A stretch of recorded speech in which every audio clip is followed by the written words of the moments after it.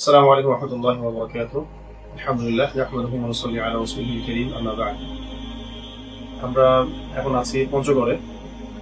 আমাদের একজন প্রবীণ মুরব্বী মুয়াজ্জিন চাচা, যিনি একটি মসজিদে প্রায় একটানা 42 বছর তিনি মুয়াজ্জিন হিসেবে দায়িত্বে ছিলেন। তাদের মুয়াজ্জিন এবং কখনো কখনো ইমামতিও করতেন। আমি তো কারোর সাথে খারাপ ব্যবহার করিনি, আর আমার চাকরি যায় আমি আসলে শেষে শক্তিহীন বললাম। তো চাচা প্রায় 42 বছর মুয়াজ্জিন ছিলেন, এখন চরম বার্ধক্যে আছেন এবং চাচা হার্টে কয়েকবার স্ট্রোক হয়েছে, ডায়াবেটিসের সমস্যা আছে, কিডনিতে অনেক সমস্যা আছে, ইকোনমিক সমস্যা তো আছেই। এবং তার ছেলে যিনি আয় রোজগার করতে পারতেন, মোজাম্মেল ভাই, তিনিও আবার অল্প বয়সে ইন্তেকাল করেন। বাবার আগে সন্তান ইন্তেকাল হয়ে গেছে। এবং চাচার এখন একমাত্র অবলম্বন তার একজন ছেলে,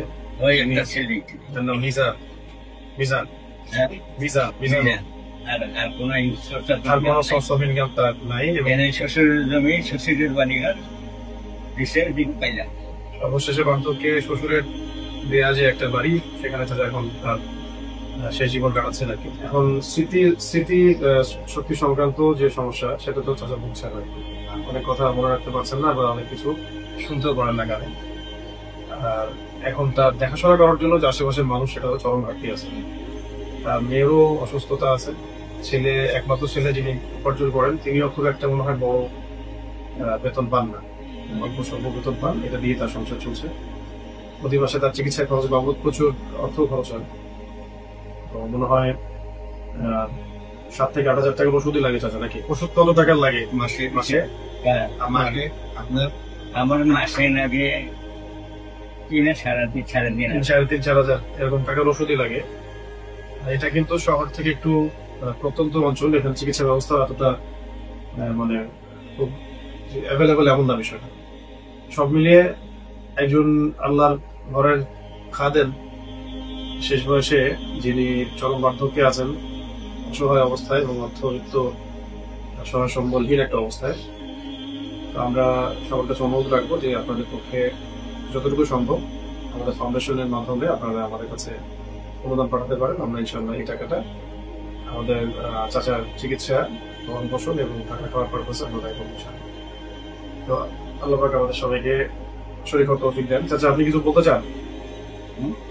চান? কিছু না, আমি কি বলবো?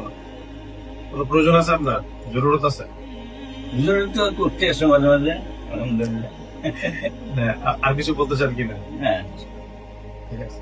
আমার ওষুধের পয়সা খেয়ে দিয়ে আর ওর ছেলে ও না করে, ওইটা দিয়ে ওর বাচ্চাকে জ্বর সেখানে আলো বেশি হয়ে গেল। যে একটু যে কাজ করে কাপড়ের সুতের, ওটা তো খুব একটা ইনকাম তো নাই, চলে কানার জন্য চলে, কিন্তু আমারটা সামলাইতে পারে না। আল্লাহ আসান করে দিবেন। আপনি যে 45 বছর মুয়াজ্জিন ছিলেন, আপনার দিনের জ্ঞান সম্পর্কে তো আমরা ধারণা রাখি। আমাদের ছেলে মেয়েদেরকে কিছু নসিহত করবেন কিনা? কয়েকটা নসিহত করেন, বলেন। আমরা কি করবো? বাচ্চা কাচ্চারা কি করবে? নামাজ কালাম পড়তে বলেন ঠিক মতো। হ্যাঁ, নামাজ পড়লাম তো করবি। আর কি করবে? ইচ্ছা চাইতে নামাজ পড়ে, ঠিক পরে আর কিছু করতে পারেন। ছেলে পেলে গুলো যারা দেখবে ভিডিওটা, তাদের উদ্দেশ্যে কিছু বলেন। এর কোথায় কথা আছে, এই তো ছোট সময় একটা দুষ্ট ছিল। এর মাও আমাকে বলবে, চাচা আমার ছেলেটার জন্য আপনি খাস করে দোয়া করেন, তো আমার সঙ্গে যেন খারাপ করছে। হ্যাঁ, তারপরে দোয়া করবেন, দেখতে পারেন যেন উন্নতি হয়। তোমার মা এদের আর ছোট যখন ছিল, এতটুকু যখন ছিল, নারী ভাই আমার নাতি দেন না, একটু ঝাঁকফুক করে দেন না, কান্দে খালি কান্দে। এরপরে চাচা ঝাঁকফুক করতে না হবে। হ্যাঁ,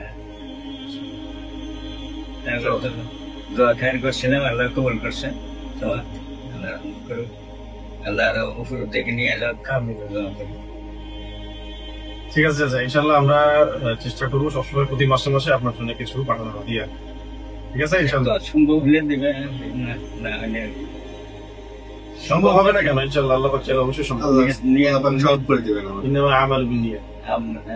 আমার নিয়ে উনি কিন্তু অনেক মানে মাশাআল্লাহ পুরো একটা বড় বয়সের হাফেজও ছিলেন, আবার হাদিস অনেক মুখস্থ ছিল। এখন এই বয়সে আসলে মাথায় আসতেছে না, কিন্তু অনেক হাদিস অনেক আয়াত আমরা কিন্তু ওনার কাছ থেকে শিখছি ছোটবেলায়। তো অনেক বুজুর্গ মানুষ ছিলেন, এখন বুজুর্গ মানুষ, সেই বয়সে আসলে নামাজ পড়ে একসাথে কোনো সময় ভালো হাঁটতে যাইতাম। ভালো আরম্ভ করছি, কোনো সময় ঠিক আছে, আল্লাহ পাক আপনাকে সুস্থতার সাথে নেক হায়াত দারাজ করেন।